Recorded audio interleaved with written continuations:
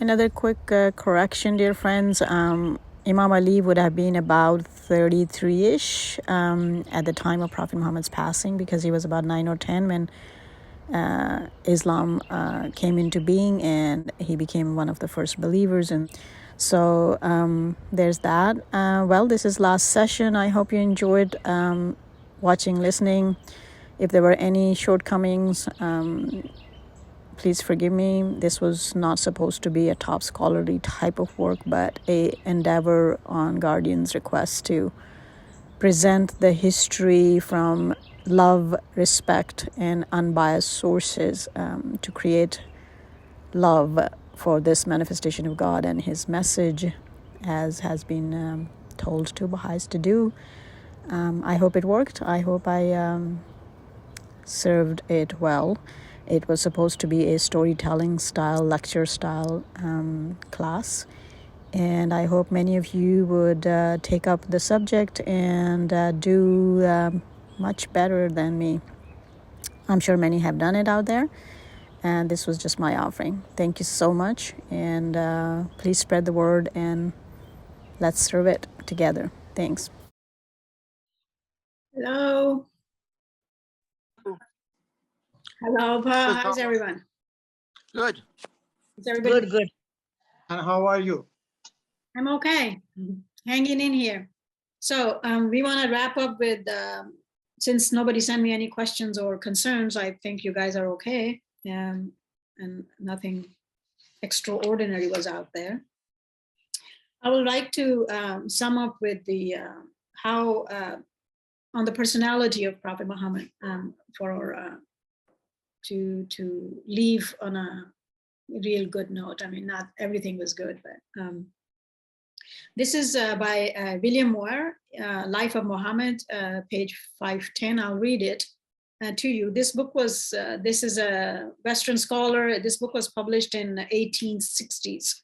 And he wasn't very fond of Islam and Prophet Muhammad. And in spite of that, that's why myself and many others choose to take excerpts from him, because he's not somebody who's head over heel in love with this issue, and then you think that, okay, they're doing this. So coming from somebody who's critical, this is quite interesting. First of all, his looks, right? So he was there's a word, what do you call it, portrait, right? A word portrait of given of Christ by Prophet Muhammad. And it's quite beautiful. And so Prophet Muhammad himself has a word portrait about him, his looks. And he was said to be over medium height. He's said to be very actually muscular. He was, remember 5.5 years of his early life he had spent in a Bedouin society where you sit on the ground and you do those things and ride horses and ride camels and train them and animal husbandry. And he was a shepherd as well, which gives you in its own sort of physical strength. It's actually quite interesting that he was able to like jump up and get on a horse or a camel in one attempt, which means you really had you really have a muscular sort of strength. He's famous to having very large, very dark black, deep eyes that read the very soul of the person that you're looking at. Exactly the same description is about Baha'u'llah, about how you felt like he was reading your very soul when you were in his presence. And I've noticed that this sentence almost exists about every manifestation that has any description of their looks, and that their eyes were just so intense and beautiful. And I actually I've noticed of that quality in righteous souls. The closer they are to God, the more intense you feel that they see you. All right, like you stand in front of them, you feel like they see you. It's quite interesting, but that there is reason why in our secular life too, we call it the eyes are the windows to the soul, right? So it's they see yours and you see theirs, and what is inside actually shows when we pay attention. So he writes, I'll read, it's a page and a half long, I'll read it and then we'll talk a little more. His form, though little above mean height, meaning higher than average, was stately and commanding. Imagine this was written in 1860s, first published in 1860s. So the English language, pay attention to that, is quite interesting. There is a word, we'll talk about it a little bit, for how it has become opposite since then. And the reason I want to talk about that a little bit is because this is the same kind of thing we will deal with the Quran study when we come to that. His form, though little above mean height, was stately and commanding. The depth of feeling in his dark black eyes and the winning expression of a face otherwise attractive gained the confidence and love of strangers, even at first sight. His features often unbended into a smile full of grace and condescension. The guy used the word condescension, right? So first time when I read it long years ago, I was like, what? Because it's opposite of Prophet Muhammad's personality. And then you pick up the dictionary, and the condescension used to mean to be humble. It actually used to mean that somebody who actually has power and position, and they're so humble that in anybody's presence that is so inferior and lower, that they're able to come to meet them at their level in humility. And imagine, just in like, this is 1860s, right? So less than 150 years, 160, 70 years, the word itself has now it has opposite meanings to us, right? So imagine when we study the old scriptures, what effect that has on us. And especially if the translations are not done in careful manner, right? So that means actually humility. The real meaning of condescension meant humility and meeting people at a very inferior level as you are among them, as you are one of them, right? So, I mean, he was famous for it. He was like, somebody sitting in dirt, he'll come sit next to you, you know, you are, whichever way you were. It was like, they all felt like he was their best friend. He was, says an admiring follower, the handsomest and bravest, the brightest faced and most generous of men. It was as though the sunlight beamed in his countenance. His walk, was being likened to that of one descending a hill rapidly. When he made haste, it was with difficulty that one kept pace with him. He never turned, even if his mantle caught in a thorny bush, so that his attendants talked and laughed freely behind him, secure of being observed. Because of his station and all that, right? It's like you're always on guard, and he would purposefully just say, he will walk with you, he'll be with you as if he's not watching, he's not seeing, because you need to be yourself. Thorough and complete in all his actions. He took in hand no work without bringing it to a close. The same habit pervaded his manner in social intercourse. If he turned in a conversation towards a friend, he turned not partially, but with full face and his whole body. I learned much from this, by the way, to how we want to act in life. In shaking hands, he was not the first to withdraw his own, nor was he the first to break off in converse with a stranger, nor to turn away his ear. A patriarchal simplicity pervaded his life. His custom was to do everything for himself. If he gave alms, he would place it with his own hands in that of the petitioner. He aided his wives in their household duties, mended his clothes, tied up the goats, and even cobbled his sandals. His ordinary dress was of a plain white cotton stuff, made like his neighbors. He never reclined at meals, because that was a kingly manner, and he didn't want to act that way. Muhammad, with his wives, lived, as we have seen, in a row of low and homely cottages, built of unbaked bricks. The apartments separated by walls of palm branches, rudely daubed with mud, while curtains of leather or of black haircloth supplied the place of doors and windows. He was to all of easy access, even as the river's bank to him that draweth water from it. Reminds you of Tablet of Ahmed? Be as a river of life to my loved ones, even as the river's bank to him that draweth water from it. Embassies and deputations were received with the utmost courtesy and consideration. In the issue of prescripts bearing on their representations, or in other matters of state, Muhammad displayed all the qualifications of an able and experienced ruler. What rendered this the more strange, this non-believer says, what rendered this the more strange is that he was never known himself to write. He was illiterate, right?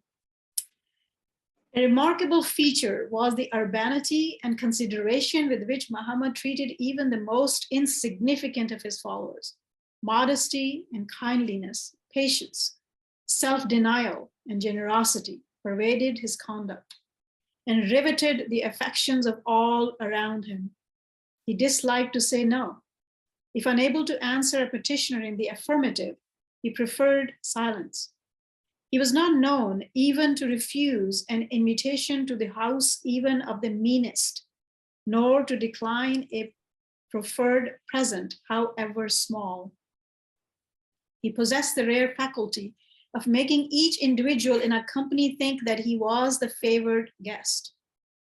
If he met anyone rejoicing at success, he would seize him eagerly and cordially by the hand. With the bereaved and afflicted, he sympathized tenderly. Gentle and unbending towards little children, he would not disdain to accost a group of them at play with the salutation of peace. He shared his food even in times of scarcity with others and was sedulously solicitous for the personal comfort of everyone about him. A kindly and benevolent disposition pervaded all those illustrations of his character. Muhammad was a faithful friend. He loved Abu Bakr with the close affection of a brother, Ali with the fond partiality of a father. Zad, the freedman, was so strongly attached by the kindness of the Prophet that he preferred to remain at Mecca rather than return home with his own father. I will not leave thee, he said, clinging to his patron, for thou hast been a father and mother to me. The friendship of Muhammad survived the death of Zad, and his son Usama was treated by him with distinguished favor for the father's sake. Usman and Omar were also the objects of a special attachment, and the enthusiasm with which at Hudaybiyah the Prophet entered into the pledge of the tree and swore that he would defend his beleaguered son-in-law even to the death was a signal proof of faithful friendship. Numerous other instances of Muhammad's ardent and unwavering regard might be adduced. His affections were in no instance misplaced. They were ever reciprocated by a warm and self-sacrificing love. In the exercise of a power absolutely dictatorial, the words are used by non-believers, so be mindful. Right? And I mean, in one sense it was, he was fully in charge he could have done whatever he wanted. In the exercise of a power absolutely dictatorial, Muhammad was just and temperate, nor was he wanting in moderation towards his enemies. When once they had cheerfully submitted to his claims, the long and abstinent struggle against his pretensions, again the words are used by a non-believer, maintained by the inhabitants of Mecca might have induced its conqueror to mark his indignation in indelible traces of fire and blood. But Muhammad, accepting a few criminals, granted a universal pardon, and nobly casting into oblivion the memory of the past, with all its mockery, its affronts, and persecution. He treated even the foremost of his opponents with a gracious and even friendly consideration. Not less marked was the forbearance shown to Abdullah bin Abi, the disaffected, the hypocrites leader, and the disaffected citizens of Medina, who for so many years persistently thwarted his designs and resisted his authority, nor the clemency with which he received submissive advances of tribes that before had been the most hostile, even in the hour of victory. unquote. That's William Moyer's work. I have it on the list of my references, the page I sent you guys. Such is the testimony of a biographer who was not favorably, he didn't have a favorable disposition towards Islam or Prophet Muhammad. The more you read on him, the more you fall in love, by the way. And as I have stated this several times, those who have actually sincerely investigated, sincerely meaning even from the enemy, being an enemy point of view, right? Some of these writers are doing this because they want to prove him wrong. That's what it started them on this venture. They wanted to prove the Quran wrong. They wanted to prove the Quran false. They wanted to prove him false and wrong. And they ended up being admirers. Even if they didn't become believers, they became admirers.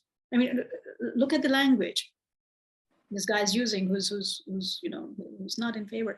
And so the more you read, and it's after, I mean, the Baba and Baha'u'llah are pretty well recorded for us now, but we are in modern times, everybody's watching, everybody's writing. 1400 years ago, he's really well studied and written about, really well washed 24/7 of his life. And one of the side effect or drawback, I would say, of having more than one wife would be that you're so under the microscope all the time, because that's how we women are too, right? So it's like, especially if there is competition, you're so under microscope all the time. And so 24/7 of your life from birth to death is watched by people and recorded more than anyone prior, any prior manifestation we have to that degree. So it's really hard. It's really hard to say, oh, you might find something somewhere. Go study it. And the more you study, the more you fall in love. And those of you here and those of us here who are Baha'is, especially the language you see Baha'u'llah using for him, right? It's even if you never read anything from Muslim sources or any other thing, just gathering what Baha'u'llah says about him and the Bab says about him, Abdul Wahab, the Guardian, has told us to do, it inevitably makes you fall in love. It's just, there is no other way.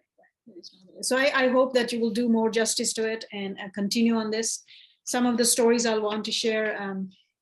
Other than this, he's very famous for, as all manifestations are, actually, they have a really good sense of humor as well. They're not always very serious people. There's one of the stories that this very old woman, old believer, comes to meet him and at his house, and she's sitting there and they're talking, and she asks him to pray for her and to pray for her that she'll go to Jannah, to go to heaven, right? And he very seriously turns to her and says, no old women will not go to heaven. No old woman goes to heaven, right? And she's like, she starts bawling, and he's like, now he's worried and he's consoling her. He's like, I was joking. I was like, and he says, what I meant was, and even in his joke, he would not lie, by the way, like it would come over and over again. And so he said that what he meant was that age would not matter in heaven, right? So because of this, then the readings of the Muslims were out of these sort of things was that, oh, we'll become youthful again and then we'll enter heaven, but that's not the case. Our bodies will be left behind. Now with the new revelation, we have further explanations to what is being said, right? And the soul does not has an aging looks to it. The soul does not have a body, right? So it's my soul that is going to go to heaven or hell. And there is no age involved with it. There is no infirmities involved, the physical infirmities involved with it, so forth and so on. So that's I think that's why we don't understand, because here we say he's an old soul, meaning, he's wise or something. But I guess in the other world, there is no time dimension. There's no time and space. And it's hard for us to grasp that because we are of time and space. Even when we know this, if you actually sit down and try to consider it seriously, it's mind-boggling. You can't grasp the concept. We're in this life, in this body, we're such creatures of time and space. It's just not possible for us to fathom what that feels like, right? So plus Baha'u'llah has said something else about this too. He says, if actually you will be shown what is there, you wouldn't want to live here. So nobody will stay here. So, right. So there's that. And so for our benefit, because we do need this school time, we need to study, we need this school time. It's better that it's hidden from us and we don't know what it is. But further explanations make so much sense to what is being said previously. Yeah, sorry. Sorry if I'm interrupting, I can ask later if I have to write it down. You said he was of medium stature. Height is being said. So medium height for an Arab would be, don't quote me on this, but I would say about 5'8", 9", 5 foot 8, 9 inches or 10 inches, something like that. So if he was a little bit higher, we wouldn't, I don't think I will call him 6 foot or higher, but because 6 foot is considered tall height. Okay. The reason I ask is so we don't know. In the Top Palace in Turkey, there is a place where they say, I don't know, they claim that it's the footprint of Muhammad. Yeah. And a huge foot. And the sword of Ali and, you know, all that. Yeah, sword of Ali, I know that. The foot, I mean, he has been said to have larger feet and hands, which was a sense of a warrior. Actually, he was a very brave man as well. So you notice that he didn't sit home and send them to somewhere to go defend yourselves. You know, he was always with them everywhere. So he's Ali too, Imam Ali too. It says that you couldn't wrap his upper shoulders between both hands of a man. He was muscular. But Imam Ali is famous for being a little bit short. He was short in height. Have you heard that Lana? My dad used to tell me that Ali would say, Omar, Osman, and Ali together, they're Lana, and he's the N, and without him, they would become Law, which means nothing. Yeah, Umar is very tall. Umar is famous for being very tall and large. He's famous for being a bit short than usual. And I mean, it's another feature of Imam Ali was that he actually had a little bit of a tummy. And so he had his, in spite of all that warrior and muscular and everything, and he was used to do a lot of manual labor, so you would have really strong body. For some reason, he had a bit larger stomach, and Fatima used to tease Prophet Muhammad, saying that you married me to the tummy. So yeah, he had that. There is another one that my favorite story of him is how he would, no matter how humble or poor or insignificant somebody is, that he would. That's what we are called for, to treat. That's what equality in the sight of God means, right? So. And equality in the sight of God does not mean equal outcomes. We will always be rich and poor and in between and all sorts of things, because Baha'u'llah explains this, because of our differentiation in capacity, right? So because we are here with different capacities, as soon as the innate capacity is different, of course, my outcome would be different. Some of us will make more money, some of us will be more scholarly, some of us will be more this, that, or the other, but that's not what God judges a soul against, and therefore the equality in the sight of God. What God judges is my character, right? So that opportunity is available to everyone, and no matter where we are in this physical world, and we are asked to treat people that way, and we should have this blessing, because it's such a blessing to see the pauper and the king in the same light, not to see the king as pauper.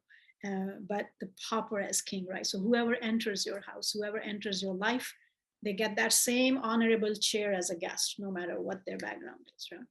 So there is this guy, his name is Zahir, and he's very, very poor. And he actually was famous for being very, unfortunately, not good looking. Like, especially in certain societies, this becomes quite a bit of a problem.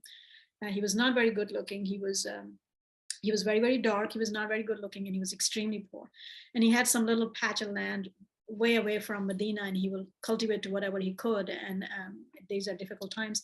And once or twice a week, he'll come to Medina to sell whatever he could to make his meager living. And Prophet Muhammad used to say that he's our country and we are his town, because most of the time anybody who will actually take anything from him was Prophet Muhammad himself. And he will always make sure that he would give him in return something that was useful for him, or he could go sell it and make some more money.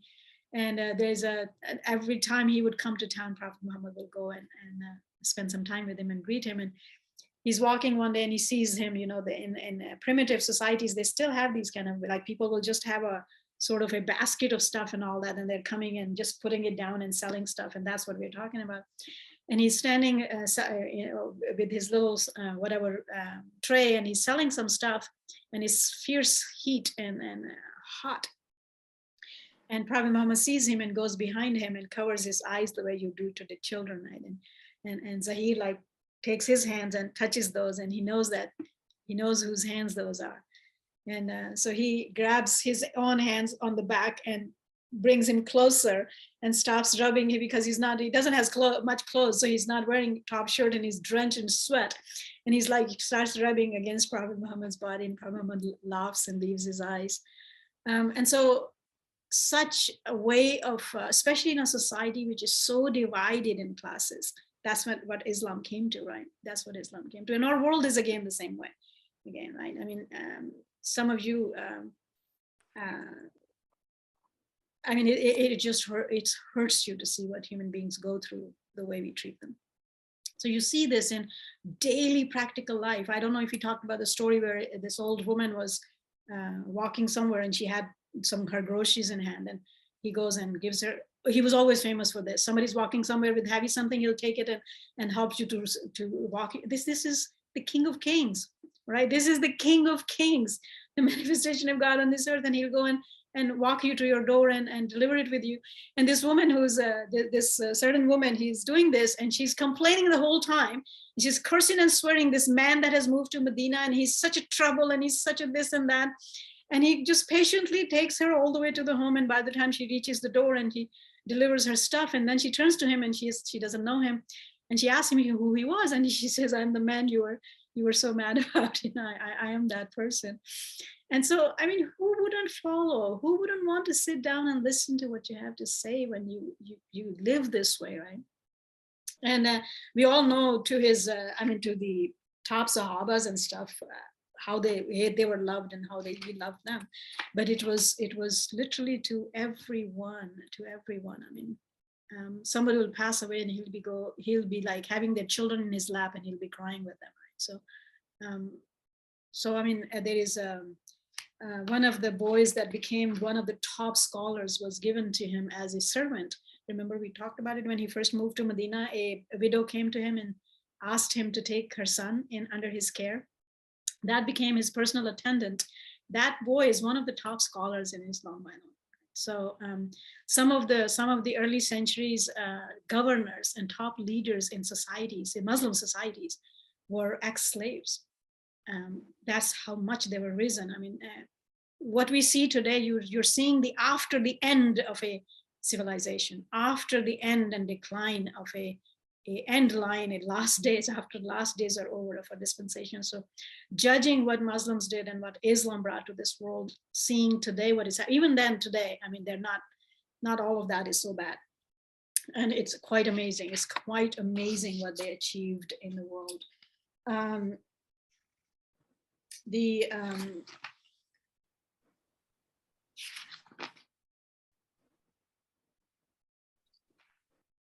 in other things we covered, as from most of us have tried to live life, and we do understand how hard it is, that the whole town calls you Sadiq and Amin by the time you're a teenager, right? Same thing for the Bab. It's like by the time he's 15, the whole merchant community knows him and calls him by those names and trusts him. It's like, how do you live? That's how we are asked to live, right? It's like, when the Bab declared himself, most of the merchant community, large numbers of merchant community that were Jewish background people became Babis, because they had seen him firsthand and they witnessed his character. And that's what happens, that's what we are asked, right? So if you're transformed, if you can be transformed and live the way we are asked to live, that's what attracts souls, and that's what gets the teaching work done. So he's from beginning to end. Here again, William Moore, who says, in domestic life, the conduct of Muhammad is exemplary. As a husband, his fondness and devotion were entire. As a father, he was loving and tender. In his youth, he lived a virtuous life. And at the age of 25, he married a widow 40 years old, during whose lifetime for 25 years, he was a faithful husband to her alone. And by the way, I will want to talk about a different side of it, that most of us here either are married or have been married. And you know how difficult it is to live in peace with another person. And no matter how much you try, that there are always difficulties sometimes more, sometimes less. But even in the best of our relationships, and I think mine is one of those, I will be very grateful to God. We're very good friends, started as very good friends, and yet there are times when there are difficulties. Can you imagine you have like several spouses and they all love you?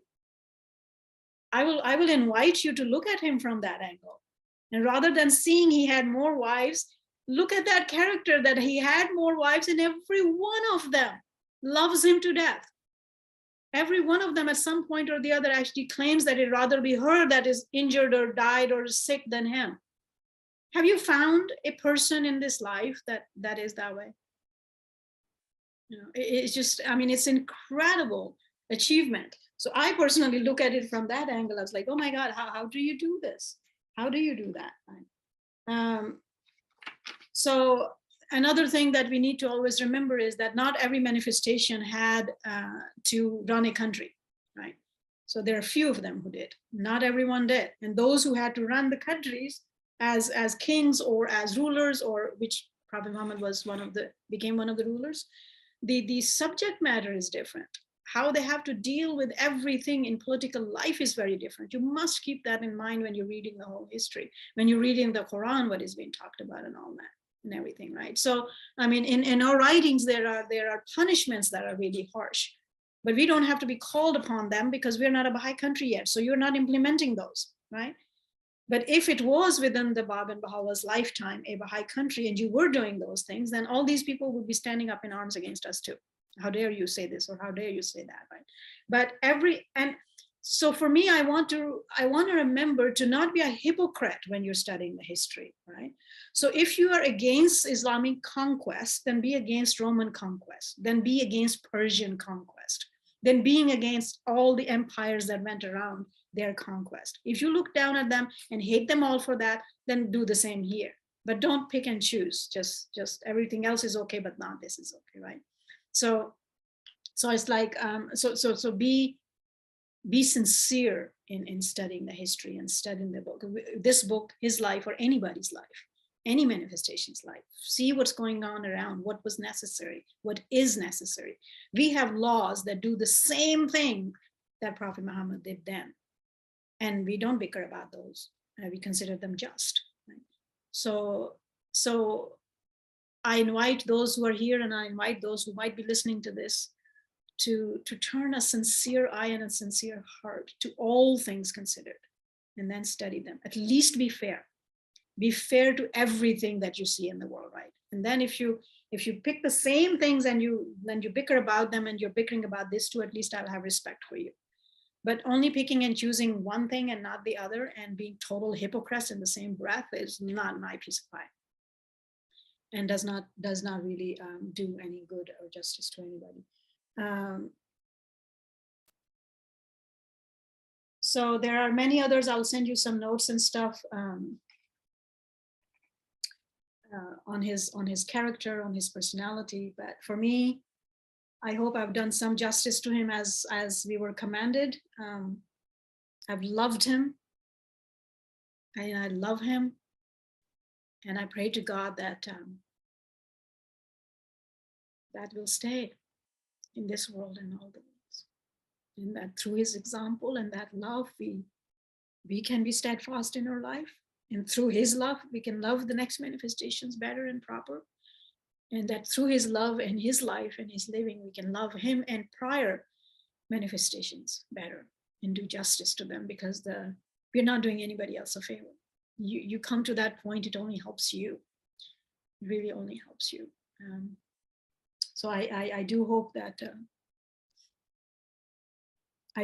I have done Guardian's bidding a little bit, right?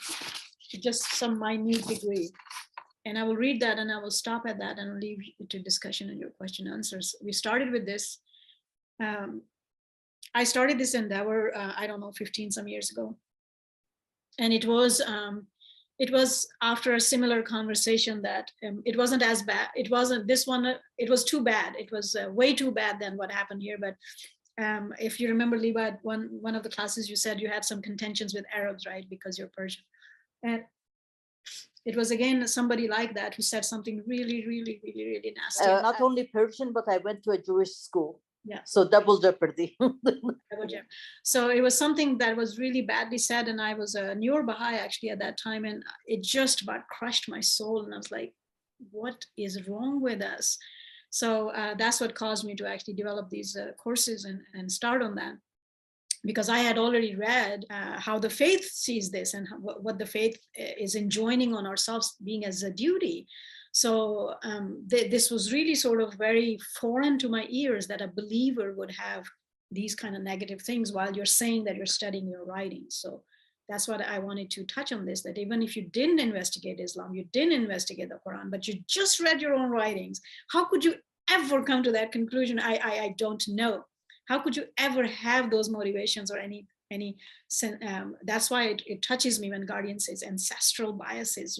You live on ancestral biases, and then we do wrong to ourselves, right? So anyway, so Shoghi Effendi hopes that your lectures will not only serve to deepen the knowledge of the believers in the doctrines and culture of Islam, but will set their hearts afire with the love of everything that vitally pertains to Muhammad and his faith.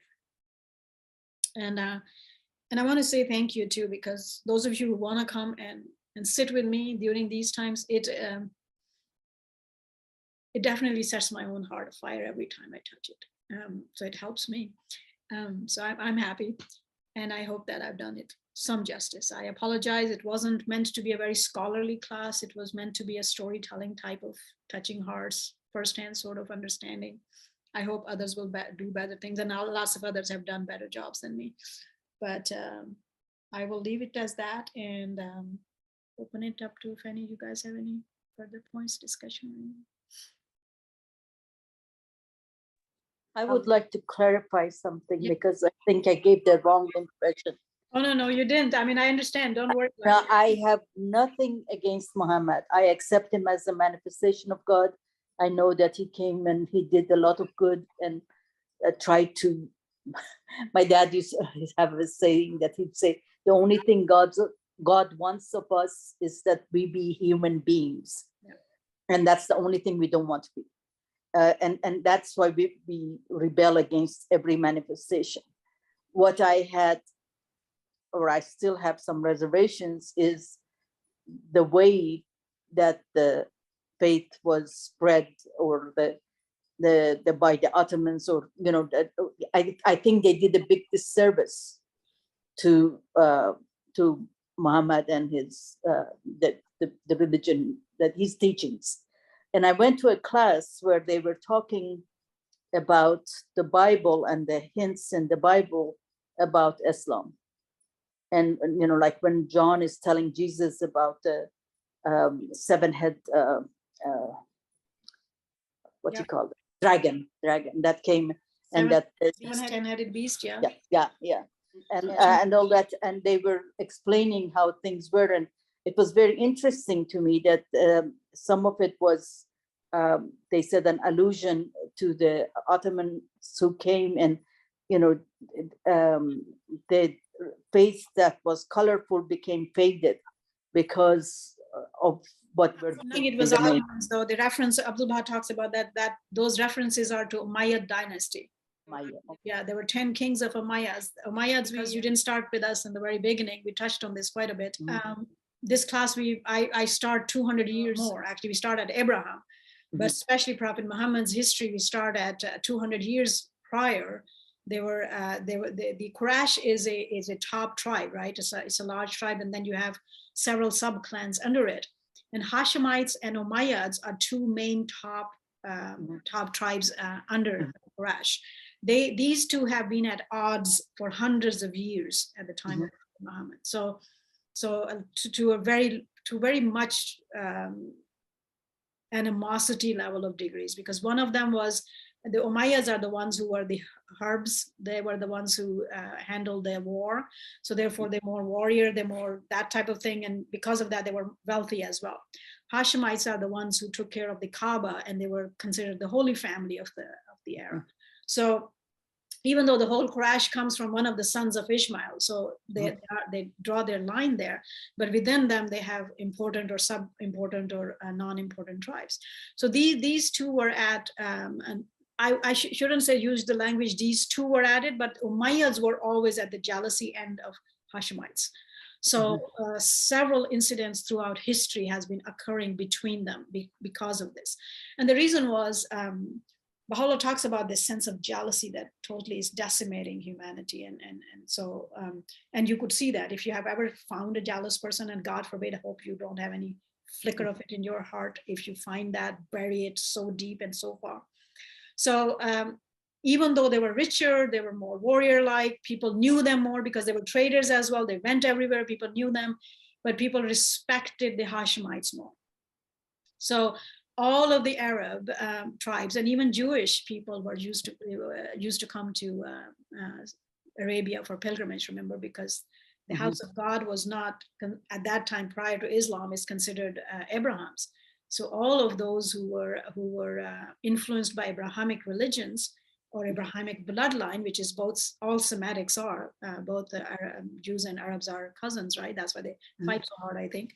So, I mean, they're first cousins. So all of these people used to travel there. All the tribes used to travel there. So you have this love and prestige because they are not known because of war. They're not known because of their swords. They're known because of their hospitality. They're known because pilgrims are coming and you're going hungry and feeding them, right? So this great level of depth of reverence that the Arabs had towards them, it created a loss of jealousy with many times, not everyone, but many of the top heads of Umayyads. For example, the Hashim himself, after who the line and name now starts and lives to this day, had called him for a contest. The first guy whose name was Umayyah. Since then, they're Bani Umayyah, so many of them are called such and such an Ibn Umayyah, but the first Umayyah, and he lost. And he lost, and the rules of the land was that whoever loses was banished. Because if you're fighting this way, then you can't live in the same town. So he was banished for 10 years to Syria. You see, when Imam Hussein and Hassan thing happened, the Damascus Syrian area Muslims, because they were very new Muslims, and they were very easy to be beguiled, and they actually went against whatever. I mean, this animosity has been planted for a very long time. So then 140 some years after, Yazid is able to say, have the head of Hussein on the spear and say, this is a Hashemite who's disobedient to his governor. It was easy for those people to spit on it. Sorry. So these seeds have been planted very long time. So then Islam came. The worst enemies of Islam are from those clans, right? So you have Abu Sufyan, Abu Jahl. Those people are the top enemies for the most of the life of Prophet Muhammad. Abu Sufyan becomes a believer at the fall of Mecca, which is only 2 years before Prophet passes away. It's his son Muawiyah that will start the Umayyad dynasty against Ali, right? So these are not just abrupt little things. The more we understand, the more we understand what is going on. And the more we actually understand that, this is from an enemy's point of view. Lots of people will say, oh, there must be some weakness in Islam that now they're fighting and they're doing this and that, right? Because that's how it seems if you don't know the background. But it has nothing to do with that. It is a deep-rooted issue that finally abrupted and came to force. So, and it was exactly creating the Umayyad dynasty that we have the issue of Karbala and we have issue of Hussein, right? So then we take pride that Baha'u'llah writes about that, right? So why do we say that Hussein's sacrifice liberated Islam? Do you actually reflect on it? Why do we say that? We say that too. We Baha'is say that too. So why do we say that? What happened? What did his sacrifice do? It separated the caliphs from the authority of Islam, by the way. Because until Khulafai Rashidin, the first four, whatever the caliph said, that's what Islam meant. And we know that without Ali, everybody did not have always the complete true understanding of what Islam was. And we are suffering through that to this day. If that thing didn't happen, if he didn't sacrifice his life for us, that would have continued forever. It didn't. That's one aspect only. If you reflect on it, you'll find 100 more yourself. Why would he stand up? Okay, the Quran says be obedient to authority. That's what Yazid was using to say the Hussein is the one who's enemy. He was presented, they were the ones who were presented as the enemy to the largest Muslim populations. Very few went with them. Slowly the people woke up to it, and you have books written about the rights of Ali and Hassan and Hussein by Sunnis, by the way, all right? By Sunnis. And Baha'u'llah. Of course, in Baha'u'llah, but we're talking centuries, no, right? I'm just saying that because I was reading the book of Iran, and he talks about the sacrifice of Hussein, and that people don't understand when God talks about the glory and the king, the place, the royalty of him. He's not talking about the earthly royalty. He's talking about. Yeah, absolutely. I grew up in a Sunni household, and I cried my guts out every Muharram. Right? My family was that way. Everyone around me was that way.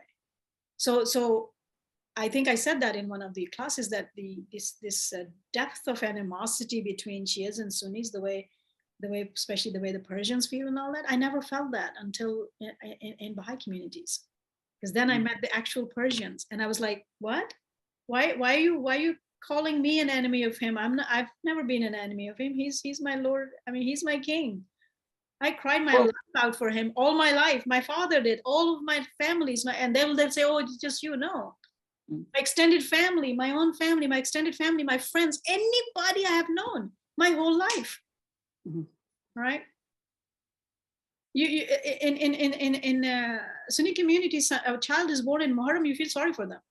You know, because nobody celebrates anything. Like, okay, so now you have a lifetime of, nobody celebrate your birthday. I know that in you will never see a function, a marriage, anything taking place during Muharram. The Shia thing got exasperated because of politics and they're wanting to take over, so they would pay the mullahs, and they came up with these religious theater called Taziyah, and it's gone amok.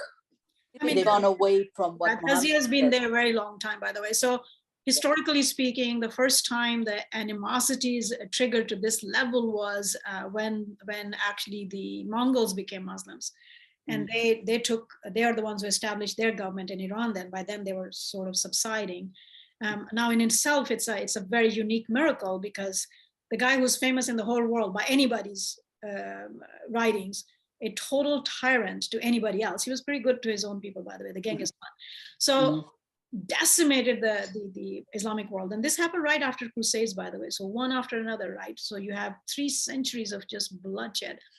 And not just bloodshed. When the Library of Baghdad was burned, it wasn't the Alexandria that Muslims burned. When the Genghis Mongol armies burned the Baghdad library, they say the water of the river was black for days from the ink gone, because you hand wrote all those things, right? So all this stuff, and then what? Great grandson of his becomes a Muslim, right? And it's just amazing. I mean, God has the amazing sense of humor, right? So here you are. So then he's the one who then starts the dynasty, and he decided. My guess is I have not really very deeply investigated into it, and if you wish, you should, because I don't investigate all the little parts of issues of. No, it's just, well, we have Genghis Khan, when he came to Iran, he said he's leveled the land, so he killed every living thing in Khorasan and Nishabur. And they said the land was red from the blood. Yeah. So, I mean, he did that to everyone. Yeah. He did that to everyone. He did that to Chinese. He did that to many other places. But Islam definitely got a real brunt out of it, because they have just came out of the long centuries of crusades, and then this happened to them. But when what was his name? Kublai Khan? What was his name? The first guy who became Muslim. And then my guess is that he might be loved by somebody with Shia persuasion. That's why he became that way. So as soon as he became a Muslim, and he he decided that they were going to be a Shia country. That's 16th century. You did not have this level of stuff between them, historically speaking. There are historical pockets that things have happened. But because I think they were fighting Turks, the documentary I sent you, done by PBS, the third part actually touches on this quite heavily. So, so because they were enemies to Turks, because they were fighting Turks for a very long time. So then the Turks were Sunni, they became Shia, and it became a sort of political animosity in such a way. And I think your taziyas started somewhere at that time. It is not British. Right, but it got expanded because they were given money and whenever I've said this in one of these same classes, whenever we are disunited and we are disfigured away from our writings, meaning scripture, anybody will play with you, because you do become a playful thing. It's not their fault, it's our fault. It's our fault. So nobody, look at history, take yourself out. That's what, for me, it helps me. All of these, even Genghis Khan, right? I grew up in China. So I went and investigated his stuff, and I have lots of sympathies for him, for what happened to him, right? So all of these people are my people. And that's what Baha'u'llah wants. If you want to see the globe is one country and mankind is citizens, you have to own everyone. All of their goods and all of their faults. We cannot then box ourselves to, I'm an American, I'm an Iranian, I'm an Arab, I'm an Indian, I'm a this, I'm a that. It's an accidental thing. None of us chose to be born there. None of us chose our parents. We were there, right? Those days are gone. That's why, like, there is, when we were reading here, that he conquered Mecca and he forgave everyone, right? You had dozens of bloodshed done towards your friends, your family, and all that, and forgiven. And it's not something century ago in the past. You're talking about right now in his lifetime. Forgiven, not just forgiven, hugged, made friends and relatives, right? That's what Baha'u'llah says. All that is past, God has forgiven in Tabernacle. All that is past, God has forgiven. Henceforth, you should only speak out what is good and seemly. Don't curse each other. Don't curse histories. Don't do that anymore, because it aggravates us, right? So when it aggravates us, who is it aggravating? It's aggravating the future for our own children. Generation after generation, we are sowing these seeds for them. And what's the point? I mean, what is the point? So if let's say today, somehow I do a miracle at night, God grants me some whatever, and I do a miracle and I say a magic wand, and every single Sunni in the world will bow and say, oh my God, they did such wrong. They did such wrong. We're so sorry. Or not even say sorry, just admit, we're wrong. Ali should have been made caliph right away. What would that accomplish? What would it accomplish? The family's gone. Would you find somebody to make a king? We don't have one Muslim world to make a king over all Muslim world. So what would you do? Make him in charge of Saudi Arabia or Jordan or Pakistan or Bangladesh or India? I mean, what are we fighting for? I don't get it anymore. It's not the point, but historical grievance. Right? What are we fighting for today? It's from my point of view, what Liba's fighting for is to have Muhammad's teachings be there, rather than like in Saudi Arabia, for instance. That government is so corrupt. But and they is it than Iran? Is it corrupter than Iran? Oh, horrible. I mean, it's like beyond hope. But there's so many governments that they call themselves Muslim, and they're horrible. They're not following the rules of Muhammad, and that's what is like stabs my heart, because the only way to change that is to live better and to teach, because we can't force people to change. We can't force people to change, and that world is not going to change. By the way, the last days are come. It's over, right? It's over. So there is two sides, and maybe we can talk about that. But so why is it then very, very important, imperative, even though it's freedom? God has given us freedom of choice, but it's imperative at the same time. That same God says that we move on with the next manifestation. Why? Because so much of what was given before does not work anymore, even if you try to. Right? So it's a double-edged sword, by the way. It's not that so many of them don't want anymore. They don't want anymore because they can't. All right? That era is gone. You cannot bring it back. You cannot live that life. You cannot live life of a 2 years old when you're 5. You just can't. You cripple yourself. And there was nothing wrong with the life of a 2-year-old. You grew up. So there is no way, right? There is so much. I mean, if you want to have a whole class on it, we can do the dissection of which laws are abrogated, and you cannot bring them back no matter what you want. God says no. When he says no, nobody can do it. It's gravity, right? So then this even our desire from inside or from outside of that community, that we will become the community that Muhammad had at that time, cannot be achieved. It can be achieved only through the new law and the new lessons. That's it. We can be those same people again, and lots of mine are and were. Right. So there is a hadith where it says that at the time of the end, the religion will become as a burning coal in your hand. Can you hold it? So now, lots of them have interpreted in a sense to say, oh, it will be very difficult, so keep on going with it. I don't think that's what he meant. What does a human being does with a burning coal? You drop it. You drop it. But we are not dropping it, and that's partially our fault. That's partially Baha'is fault, not Muslims' fault, not Christians' fault. That part is our fault. We are failing them to bring the message to them, to teach them that Christ has returned, right? Your questions are answered. Your dilemmas are resolved, solved.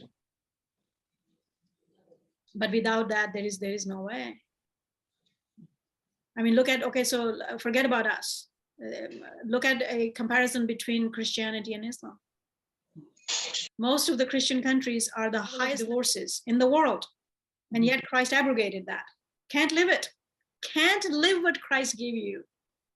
If they moved on in 500 years with Islam, they wouldn't be considered sinful, because God made life easier and reintroduced under certain conditions that same law again that they had in Judaism.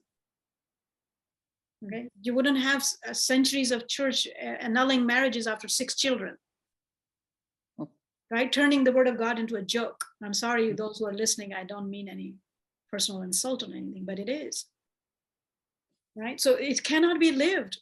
Tell them. So if they only want to be Christian, then ask them to follow Christ. To ask them then to follow every word of his law. Tell me how they would. It cannot be done. It cannot be done. Every year in October, and every 7 years, go march to temple in Jerusalem and bring your birds to sacrifice there. Cannot do it. Right? That same message had to be upgraded, and God upgraded it. We didn't move forward. We got bogged down. And guess what happens? Because we break the laws, we become sinners. Because the modern life does not allow you to live those laws anymore, because God abrogated them.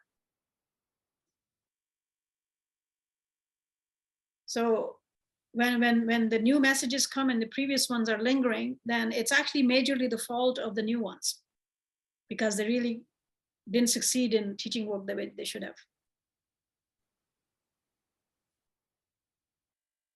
And it's a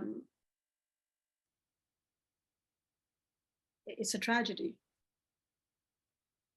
It's a tragedy, but faith, religion of God is not something that we just pray. That's a personal issue. It's a personal food you eat every day. You go and cook food every day and you eat it. Does that benefit anybody else outside? No, you're cooking your food only benefits you. It does not benefit anybody else at all. The faith of God is a community, a life, a living with others. An ever-advancing civilization, Baha'u'llah says. How do we build that? And our divisions are so baseless and so tragic.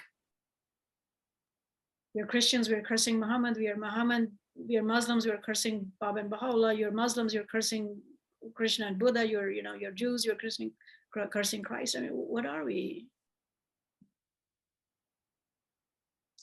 Trouble. Stupid and ignorant. And ancestral biases. Ancestral biases. Ghazala, Yes.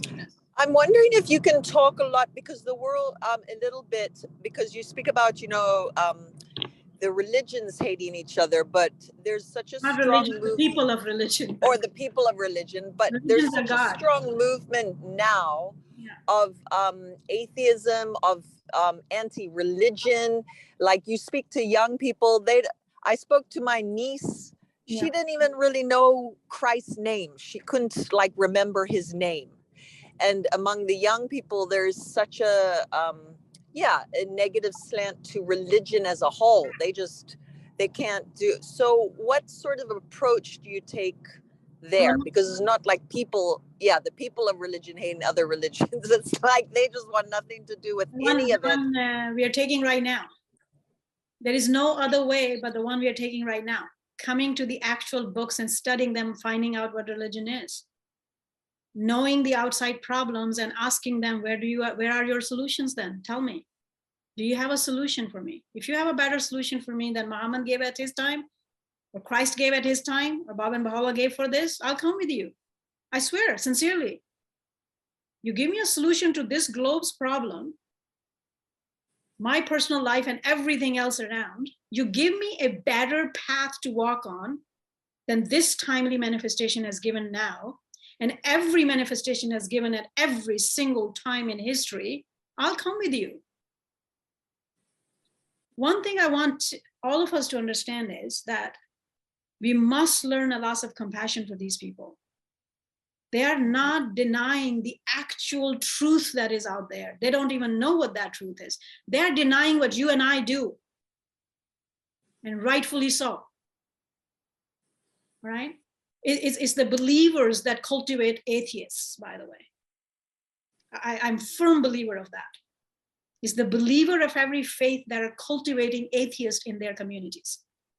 That's the way the believers are. The way their knowledge is so faulty. The way what they do with their lives and the lives of others.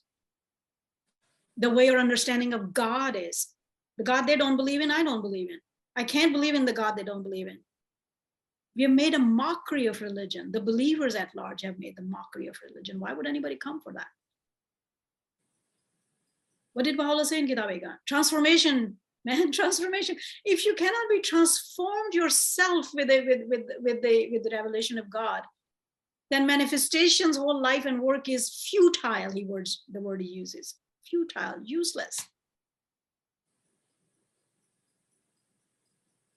And so every time we look at that problem, we must look at ourselves to say, am I being a good example?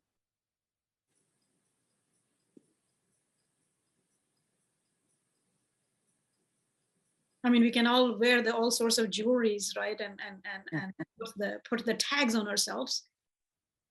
But when somebody sees that tag, would they actually say that, oh my God, she's so good and she's this?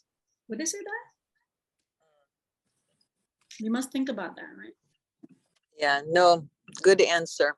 Good answer. In one of our communities, I was serving in the LSA, and somebody brought this suggestion once and said, you know what, we should have this for proclamation purposes. And they said, we should make this like, well, they couldn't say mandatory, but it almost came out that way. And they said, let's buy those stickers, the car stickers. There's millions of them out there because people put car stickers in the back of the cars. And so they said that let's put all of us, especially the assembly members, and then maybe the whole community, give it to them and ask them to do it. And if assembly asks them to do it, then, they're partially bonding. So they said, well, what sticker? Oh, I'm a Baha'i, ask me why, right? There is a famous people wear t-shirts and stuff and all that. And it just came out of me so fast and so loud. I tried to, but like, no. And it was like, no. Like, no. And they were like, got startled because I think I was much louder than today.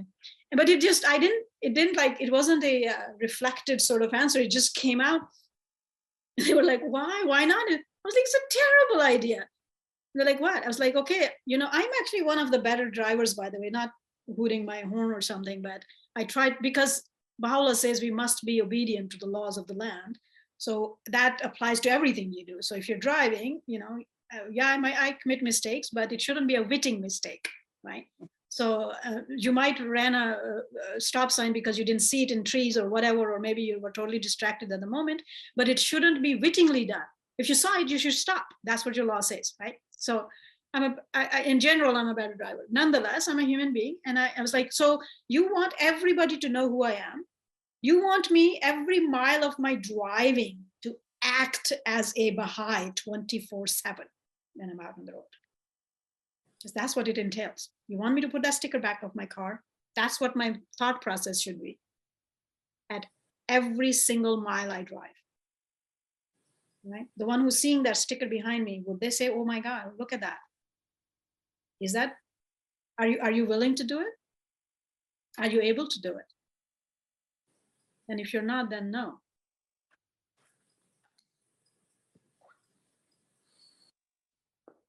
Right? So this I'm wearing today, by the way, you've never seen me wearing it, but only because I want my Muslim brethren and friends, if anybody will, if we posted it, if anybody will watch it, know that that same Allah is Allah for me too. That same Allah is Allah for the whole world. It's one God only. I was given a presentation in an interfaith thing once, and a woman abruptly raised up her hand in the within first 10 minutes of my presentation. It was on Baha'i faith, and she said, "Who's your God?" And she asked it that way too, in that tone, and it really startled me. And I was like, you never quite even formed the question from that angle, because what do you mean, who's my God? I was like, and so she's like, "Who's your God?" I was like, and I just told her, I was like, "What do you mean, who's my God?" She goes, "It's a simple question. I'm asking, who's your God?" I was like, yeah, but why are you saying who's my God? It's not like there are two gods, right? I mean, there's one God. You won't say who is your God. It's not like there is two gods. It's only one God for everyone. It's the same God that my God, right? And then she started. Counting, and he says, "Oh, is your God? Is your God Moses or Krishna or Buddha or Muhammad?" And I was like, "Oh, okay." So, and I understood where you're coming from. I was like, those are manifestations of God. They're not gods, right? But that's how we see each other.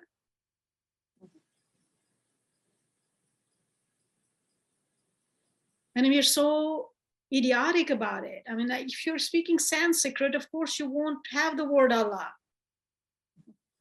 And if you're speaking Arabic, then Allah is Allah for a Christian and a Jew as well. It's Arabic. Right? And none of us should shy away from it. It's the same Allah that is Bhagwan, no? We are the ones who are dividing it. He hasn't. So what's happening in societies is our fault. Allah has very clearly told us that. Guardian has very clearly told us that. If we actually lived the way Guardian was asking us to live and taught the way Guardian was asking us to taught and Abdul Baha was asking us to teach, you would have had your masses corrected by now, long before. But we too do not walk the path. We have diverted it. Everyone had diverted it, but it's easy for us to point fingers to them, but we don't want to look at ourselves. So for me, talking to an atheist, the first thing I will say that is that, yeah, I have problem with the same conception of God too that you have problem with. Let's talk about it. The faith has great success with the atheist communities, by the way. Because once you present the actual God that Quran has, and that same God is explained the same way in Baha'i writings, that makes sense to every rational soul. That makes sense. So what they're rejecting is, and be careful about even this language, because when a Christian says, a religious Christian says somebody's an atheist, is a very different thing than when a Muslim will say somebody's an atheist, right? It's not the same things. So if a Jewish Christian background person is not believing in God, as if God is a person a bit larger than ourselves, vengeful person, sitting on some cloud, throwing lightnings at everybody who puts the wrong foot forward when they get up in the morning, who wants to believe in God like that? I don't believe in a God like that. I don't see that God in the Old Testament. I never did. I see the same Rahmanur Rahim, right? So then they look at Muslims and what they're doing, some Muslims what they're doing, and they think that's what Islam is, right? I will send you some talks about some of the Western believers, Muslims that became Muslims because they wanted to like really prove the Quran wrong. One of them tells his story and he says, the very first page I looked at, and he said, Bismillah ar-Rahman ar-Rahim, in the name of God, the most merciful, the compassionate. Really? Like, this is the God you believe in? That's your first sentence? And his sentence on every page? Really? Because that's not what I thought it was. I thought this, this angry God that wants to kill non-believers everywhere you find them, because that's 3 verses in the Quran. Yeah, because that's what we see. That's how we teach. That's what they see, because we don't teach any right things. They pick up whatever they pick up out there. Yeah. And the worst of the crimes in the Quran described, what is the last sentence of every such thing? The God is merciful. God is merciful. Even there are times when God is angry at us for doing wrong and comes out angry and says, don't do this, or there is this type of punishment for this if you do this. And then again says what? But I am merciful. I'm merciful. You turn to me, I'll forgive you. I'll forgive you all your sins. I'll put heaven in your feet. Just do right. You think, regardless if you want to believe in it or not, who doesn't want to love that? Rather than presenting that I'm angry at everybody, I want to kill everybody, everybody else is kafir and murtad and God knows what and all that. And who wants to believe in a God like that in this day and age? Or any day and age? That's what their problem is. And that's believers' problem. Either underliving or overliving. You see that everywhere in the world. The right living, very rare. Right? And what is the right living? The right living is exactly the scripture. Not a jot more, not a tittle less. Because either one is shirk, calling yourself partners with God. Because you think you know better. It's the greatest crime in scriptures. But we don't even know our scriptures. Like we don't study them.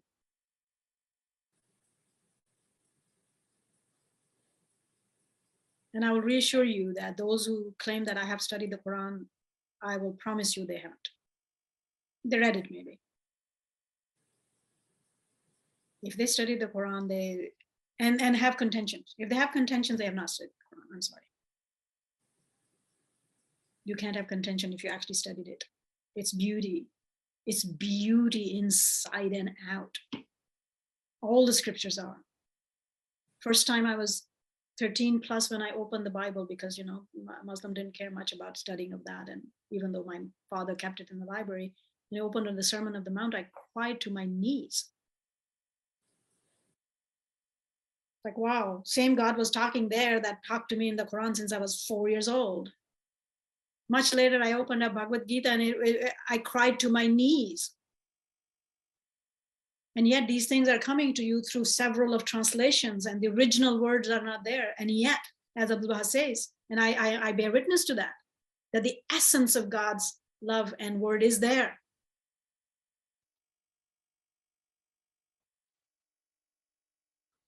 Pick up something from Zoroaster. If you don't bend on your knees crying, then I'll call you something else. Study the Old Testament cover to cover in context. See what God you find there. Don't pick and choose. Actually see what he's talking about me and you, even as a man and a woman, which now we are learning, right? The people complain that the Quran says he. The Baha'i writings say he too. Oh my God, I am he. Go back to Genesis.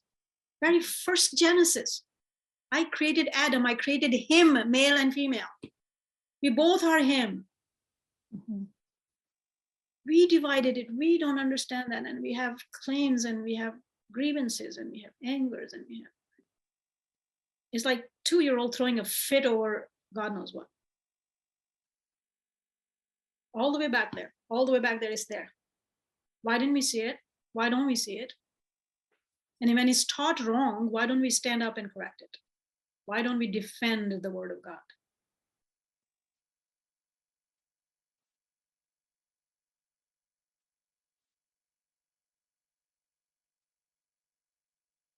Yeah. Is that Was that rant enough to answer that question?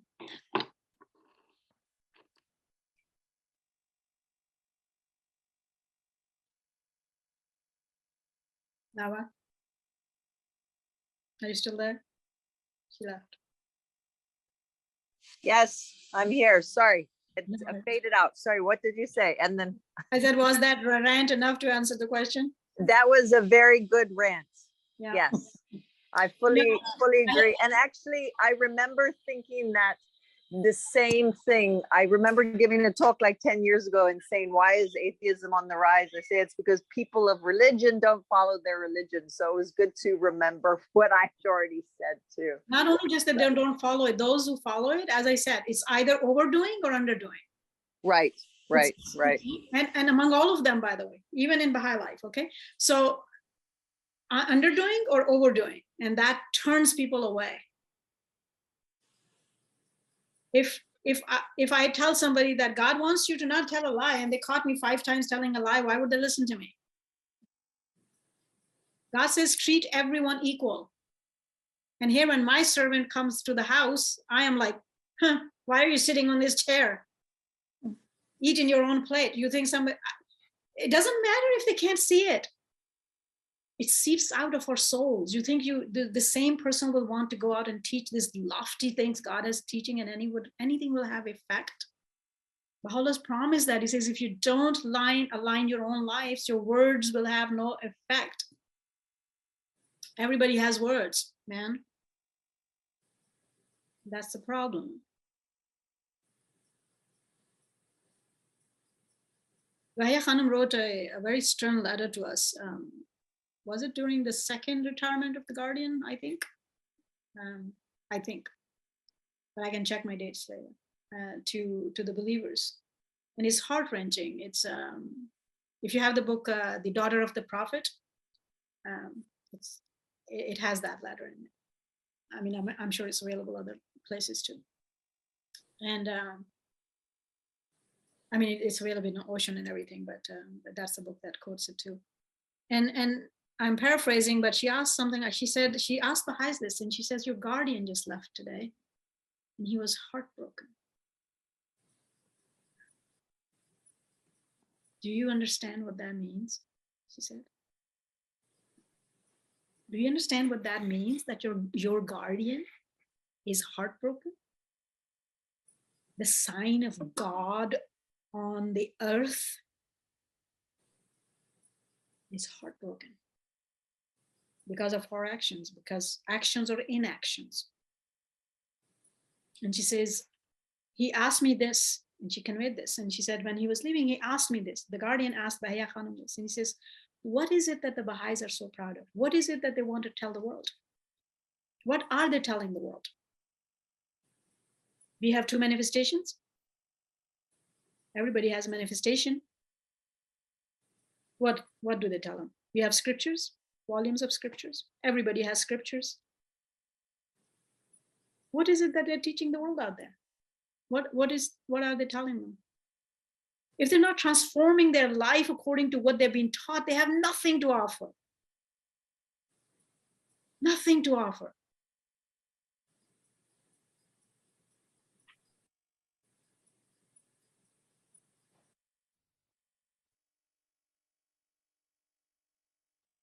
We still have problems on both sides of the border. The Baha'is were not so fond of Pakistan, and their Pakistani Baha'is were not so fond of India. Their Persian Baha'is were not so fond of Arabs, and their Arab Baha'is were not so fond of Persians.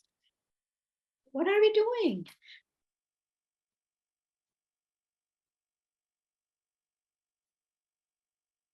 There are Baha'is out there who still do the negative comparisons of all other religions in teaching work. What are we doing?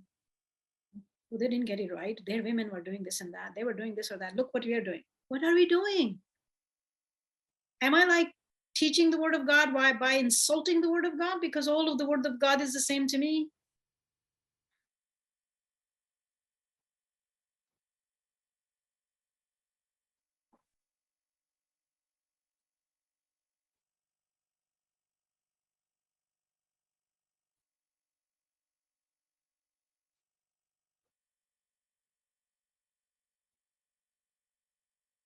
I didn't ever want to say this in a recording, but I think I will, because we're on this topic.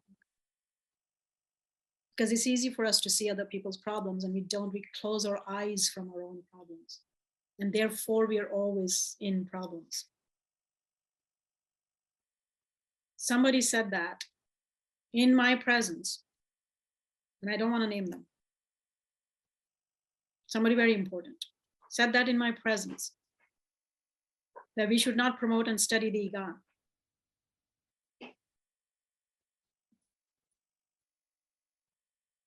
The core doctrinal work of your faith. Why? Because people can't understand that. It's too much for them. Exactly the thing that Baha'u'llah condemns in that same book. Exact attitude Baha'u'llah condemns in that same book, right? He says, and there are those who will say our common people cannot understand this book. If the common people did not understand that book, Baha'u'llah says, I'm paraphrasing, forgive me. Why would God ask them to know God? God is higher than his word. And yet he tells these common people to understand him, to come to him, know him, and worship him.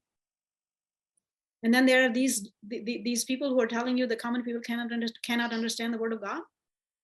Condemns that behavior in Igan. And here was one of our own saying that. We all have problems.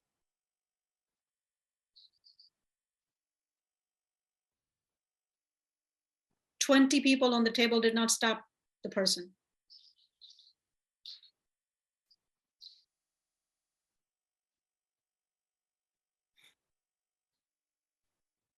And we want to go back 1400 years and curse Umar or Abu Bakr or Osman or whatever those guys were doing.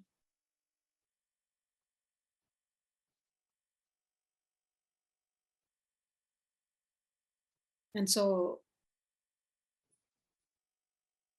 I don't know if some of you have noticed on my Facebook page, the cover thing is staying at Igan for a long time now. We are told we cannot be Baha'is without study of that book. The top 3 prerequisites on the list of the Guardian. And Baha'u'llah himself refers to it in many other of his works. In the last work again, in the Epistle of the Son of the Wolf, he says, go and study the Igan. Isn't it after the Aqdas, the most important work? It is the most important work for Baha'is after the Aqdas. Yeah, Aqdas only because Aqdas is the book of laws and our society will be built on that. But Igan has a higher station than all of them on its own, which is the immortal work. The truths contained in them are timeless. They were always this before and they'll always be this after. Aqdas is only for this dispensation. When the next prophet comes, next manifestation comes, he can abrogate all the laws of the Aqdas. I thought when you said the person was saying don't read the Iran was because it has a lot of references to the Quran and Muhammad. And I have heard several Baha'is say that they don't like Muhammad or they don't believe in him or Baha'is, I'm he sorry. promotes killing. And then they're not Baha'is, they shouldn't be here. And I got into a discussion with one of them and I said, well, I don't know what to believe. I said, have you read the Quran? I haven't, so I can't say that. He says, oh, yeah, they always say that. And I said, okay, well, I rather believe your prophet than I believe you. So I left it at that. But it's very unfortunate when people say that, things like that. No, it's Wait, I'm not just picking on boys. No, it's Baha'u'llah has ordered that if you cannot follow, the first paragraph of the Aqdas says, believe in God and his manifestation and everything he says. One without the other is not acceptable. And if you don't follow what God has given you, then you can call yourself by my name, but you're not of me. That's why I don't. Yeah, you're not of me. Because I know I'm not going to obey all the laws. So I'd rather not call myself anything. Yeah. I would rather obey his laws and more than to leave. But if you know in your heart that you're not going to. Why not? Why wouldn't you? Because in this world that I live, built different. For me, thy wish is my command, sort of thing. It's like if I know what he wants, then that's what he wants. yeah, you have obedience. I don't. It's not even a question, right? I don't understand how it happens any other way. My first challenge was, because I was growing a Muslim, my first challenge was morning prayers. So from the Fajr prayers, right? So 4:30 in the morning, and you're taught, I started study of the Quran and getting to study this and getting to that when I was about 4-ish. And it took me a few years. And the injunction is that your child should be able to say their prayers by the time they're 7 in Islam. Right? So I had, and my greatest wish was to go to Mecca for pilgrimage from very young age. I don't know why. I just wanted to go to the house of God. And so I will tell my father that, and he amazingly molded that whole thing into a proper sort of thing. And I think that's why God has over and over said it's really important to raise your children spiritual first and then anything else, because that thing gets your foundation in. So he started telling me that Hajj is the last thing to do. It's like you have to do these other things God wants you to do, right? You have to live. Well, first of all, you have to pray, and then you have to, I was like, okay, so I'm going to perfect that. And I couldn't get up in the morning. I'm still not a morning person, by the way. One of the things I loved Baha'u'llah for was that he said, okay, the Fajr prayer was not obligatory. I was like, yes, I love you. So it was really difficult. And then it took me a little while. And finally, I remember, because my dad used to be posted a lot out. He was in Air Force. So I remember writing him a letter, and I was so proud. And I said, you know what? I can get up in the morning now. And I don't know. I was much after 7, I think. Maybe I was 8-ish or something like that. And I said, I conquered that. I can get up, right? I can, it's like, I can get up by myself. I can put my own alarm up, and I can get up and do those. But can I go for pilgrimage now? And so he had already been telling me to study the Quran. I think I told the story in one of my classes. I was put in a mosque when I was very young, and the mullah was really harsh, and he was beating kids up. And a few days into it, they found me, either my sister or somebody, 2 or 3 of us would used to go there. They found me not in the class, and I was hiding in the bushes outside. And mind you, this is like, it's like dark in the morning by the time you go for, right after Fajr prayer, they had the Quran classes. So when I got caught, my dad sat me down, and he was not happy, and he was like, why? And so I started crying, and I said, the mullah beats up people and all that, and I don't want to go. And he said, but you must study the Quran. It's duty. You must study it. You must learn to study it. And I said, I will read it. And I said, I'll do it myself. And he was like, and he looked at me very intently, and he says, you will? I said, yes, I will. I will learn to read it on my own. And he said, if you promise to learn to read it on your own, I'll take you out of the mosque. I said, I promise. So I did. I learned to read it. I didn't know the meanings, how they teach to read and recite Arabic. So by the time I finished that, it took me a few years. And so he said, no, but God wants you to actually understand it and live it. So you must restudy it with the translations, because I didn't have Arabic at all at this point. And so he goes, that's what he wants. And then once you are done with that task, then you can go for pilgrimage. Right? So I started working on that.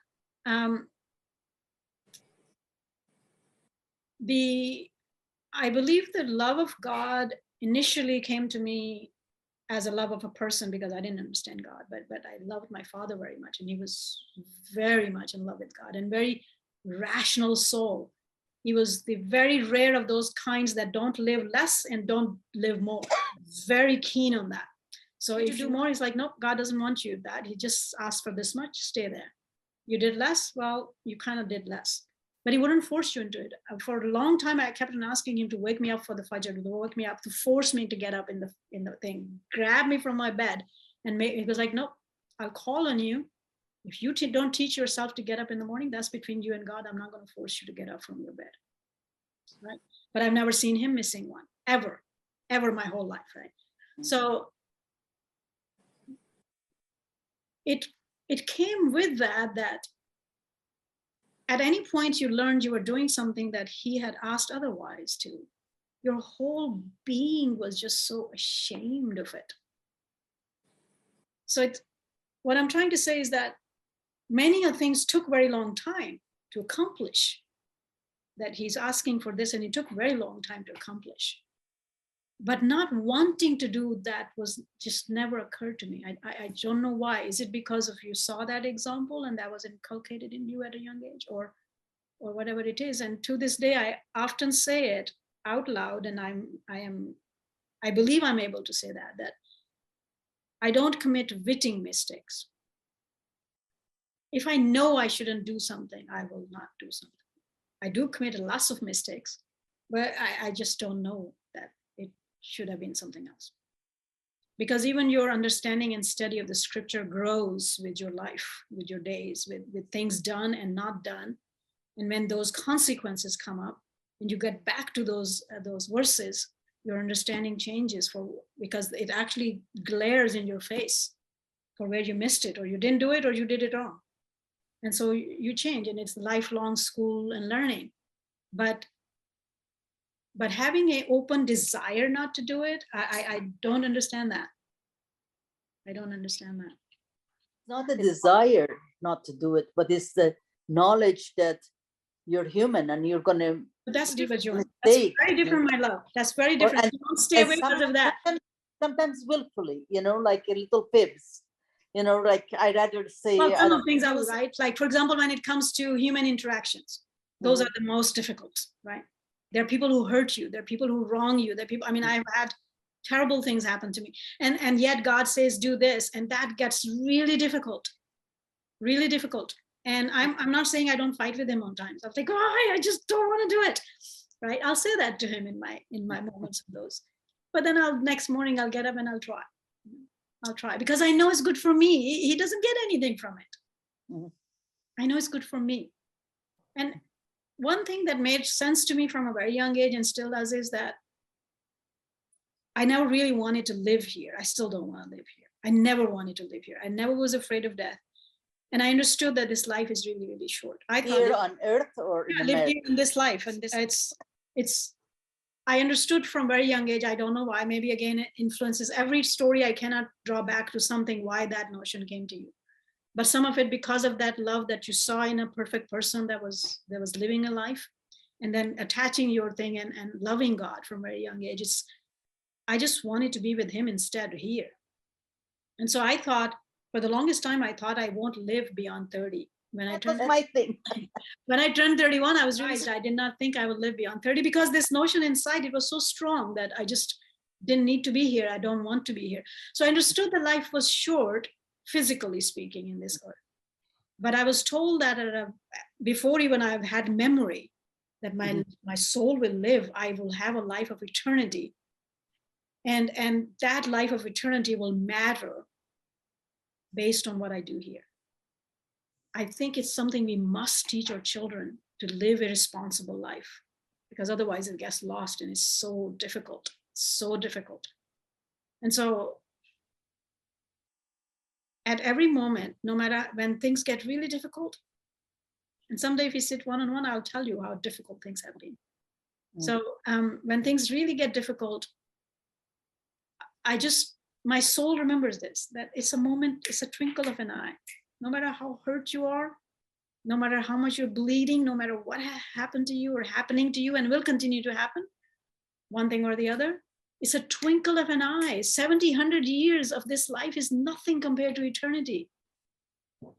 So do I rather suffer a little bit here? Whatever it is, maybe whatever it is, or I want to continue that for eternity. That gives me shudders, by the way. I rather not continue that for eternity. I rather get it all done here, learn, right? I mean, it's like if you didn't even do high school and all that, you'll be always a manual laborer. Do you want to always carry bricks? Or rather spend some time, even though you don't like the school, you don't like the teachers, work a little bit harder, get a degree, get a better job, have a little bit easier life. It's the same idea, right?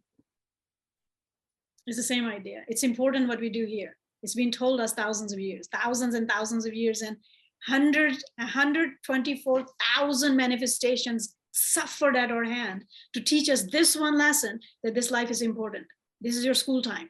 You will not be granted this again. It's been told over and over again. You will not be granted this again. This is your chance. Learn here. If you don't have this degree and you're born crippled for eternity in the next life, then there you are, crippled for eternity. I really would love you not to be there. None of us, any one of us, any human beings. I would rather not have them struggle forever. It's better to struggle here.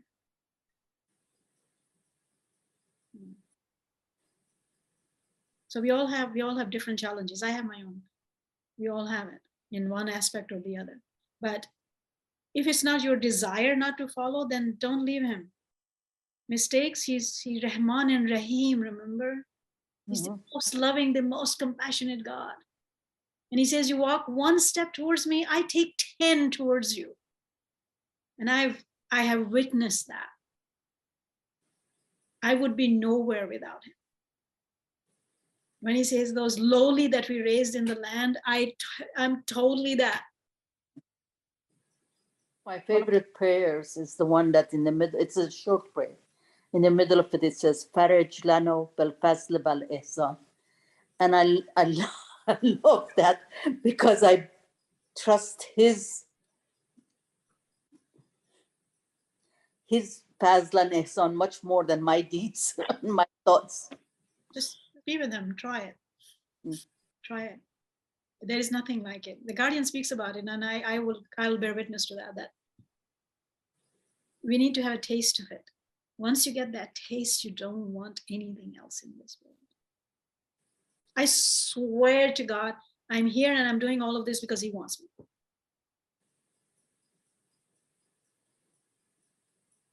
Because he wants it.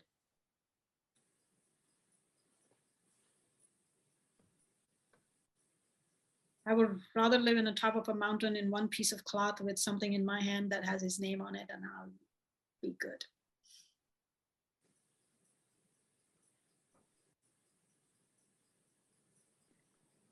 But cultivate, it can be, cultivate that love, and then your soul wants it. It wants to do what he wants. And it gets the courage to do it. The road won't be easy, it never is. It's full of hardships and full of enemies and all of that. But I have not found any road, and I walked on many that is better than this one. I won't exchange it for anything.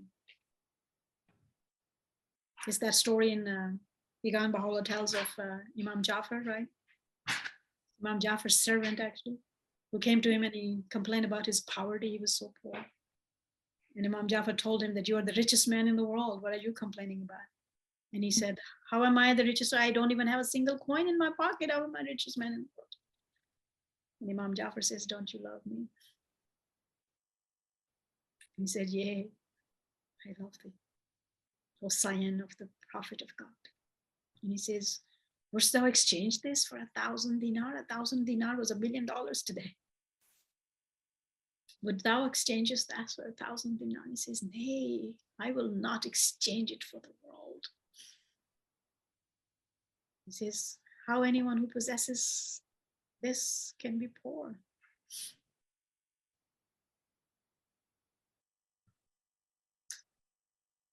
I will not exchange it for 1,000 dinar. I will not exchange it for 1,000,000 dinar.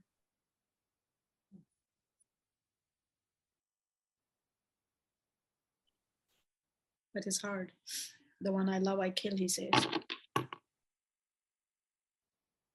But killing is, ourselves have to be killed. There is only one love in the heart that can live. And if you're always so concerned about ourselves, you can't have him. So whatever the end is, he gets what he wants. Wouldn't you want to sit next to them in next life? I would love to sit in the same room always. I mean, I think I'll be out there by the gate, but if you can just lay your eyes on them. If it's close enough that I can lay my eyes on him, that'd be good enough. It will be worth all the laws and all the sufferings. What would you ask them? Ask him of nothing. I just want to sit there and look at him. That's it. I used to ask something, my brother warned me against it, and now I don't. That's like, I was suffering some deeper thing at one point, and I cried my heart out, and I told my brother, I said, I don't know, I would never ask for anything. All I want is for all I got to smile at me. And he took my shoulder and he says, you do what? You do what? You desired God to smile at you? I was like, yeah, I just want him to be pleased with me and smile at me. And he goes, do you know how the pleasure is obtained? I'm like, oh, I think I know now. So I don't even ask for that anymore. I was like, I can just look at him. He can allow me to just look at him. That's enough for me.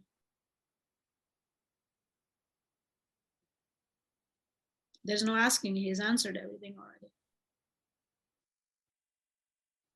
I really mean it. I mean, there's nothing to ask. He's given me 100 volumes. He's answered every question I had and every question I didn't ask. That Igan itself, that brought me to the faith. I used to have questions. I got beaten up because I was that kind of child. I had questions because I started studying the Quran very young, and I was like, oh, God is saying this and we are doing this. How could we be doing this when God is saying that? And you became, like unwanted intelligence to lots of people. And then I walked away. I walked away from God. As now I was asking, I was an agnostic for 6 years before I became a Muslim. Something major happened to me and I just couldn't understand that. And I could not understand the mercy of God in such things. And I just left. And I hated him. That same child that used to say out loud to him in my prayer, I said, if you came to me, I'll lock you in my room and I'll never let you go. I really actually had those plans as a child. I was like, I'll ask him, I'll invite him if God came to me, because I mean, that's all blasphemy now as a grown up, but 4-year-old child's mind, it's like, if he came to me, I'll love him so much, I'll just capture him and put him in my room and we'll never let him go. He'll be my God. He'll stay with me. That same child hated him so much later that if he came to me in the same way, I would have killed him with my own hands. And then I was given a copy of the Igan. And I cried to my knees and he answered everything. Things I asked and things I didn't ask.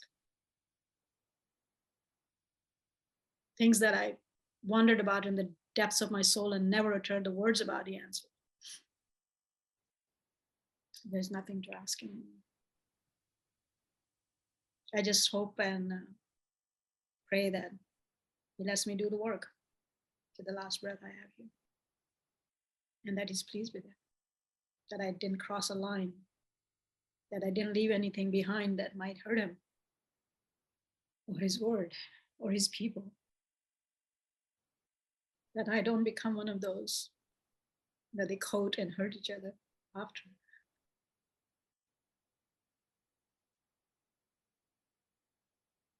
That's all.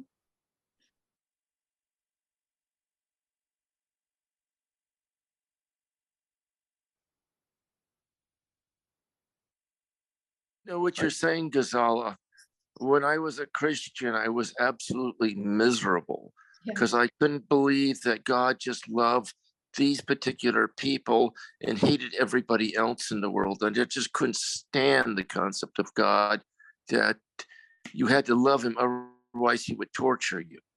And that's what I knew that was God. I questioned that too, but I never believed from a very young age that was God. I really didn't. It was like, because in growing up a Muslim child, they considered Buddhism, Hinduism as man-made religions. Parsis, Zoroastrians, and man-made religion. They have no respect for it. And from very young age, I always wondered. I was like, why would God leave all of these millions and billions of people? And I met people who were so good. I tried all my life, and yet I met people who were so good. They were so much better than me. And I was like, there's no way a just God would love me more just because I'm born in a certain household and not this other child or person out there that is doing their best for him.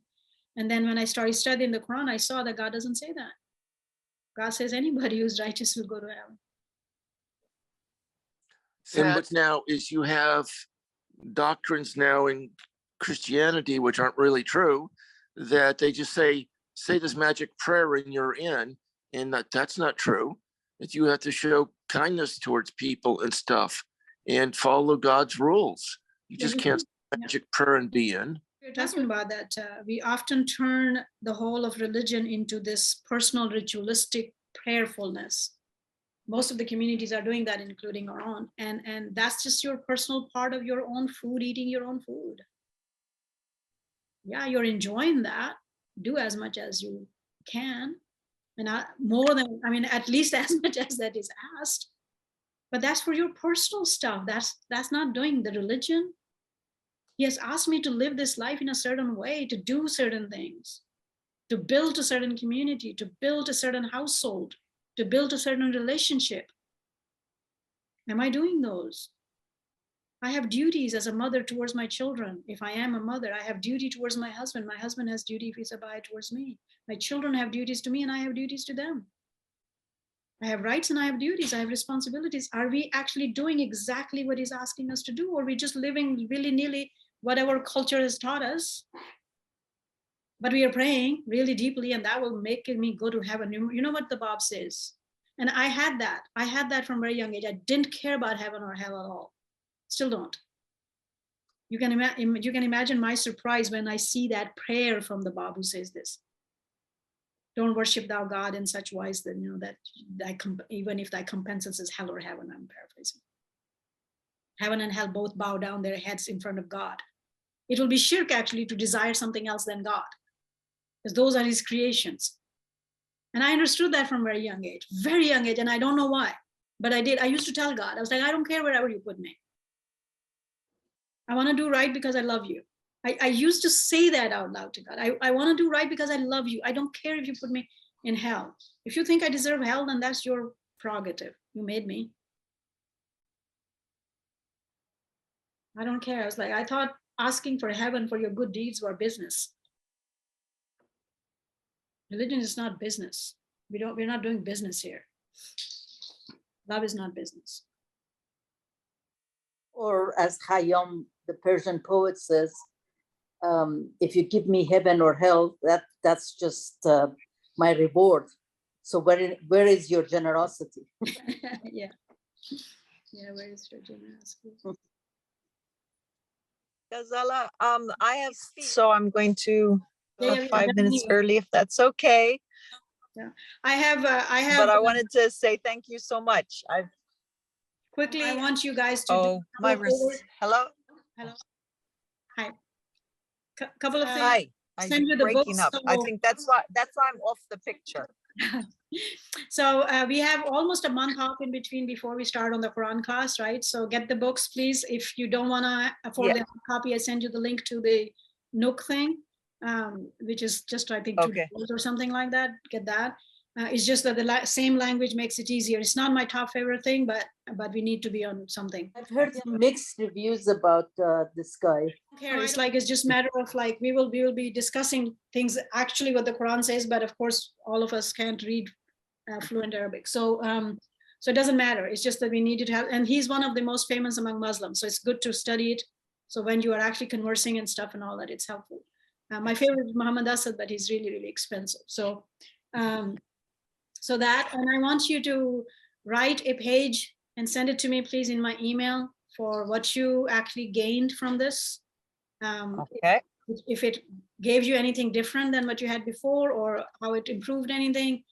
And a paragraph of, let's say, if you were writing an advertisement of the class for me, to say, invite the world to study this. It doesn't have to be with me, right? But nonetheless, let's say if I was advertising it to say, come study the Islam, study the Quran, what would you say to them as being a student in this class that could tell somebody it was worthwhile? If you can do those couple of things for me, please. If it got published and all that, that's some of those things I might use. Like if you are putting things on YouTube and sometimes the testimonials for the materials are good for other people to look at. Okay, I'll definitely do that. Thank you so much. I've really enjoyed it, but I'll write it all in my paragraph. Thank you. I tell the Guardian if I did his bidding, please. Yeah, you really did, and I feel I think I've done another class before, like 10 years ago, but I feel like you almost have to do this like every year so that it like is Yes. cemented in the brain.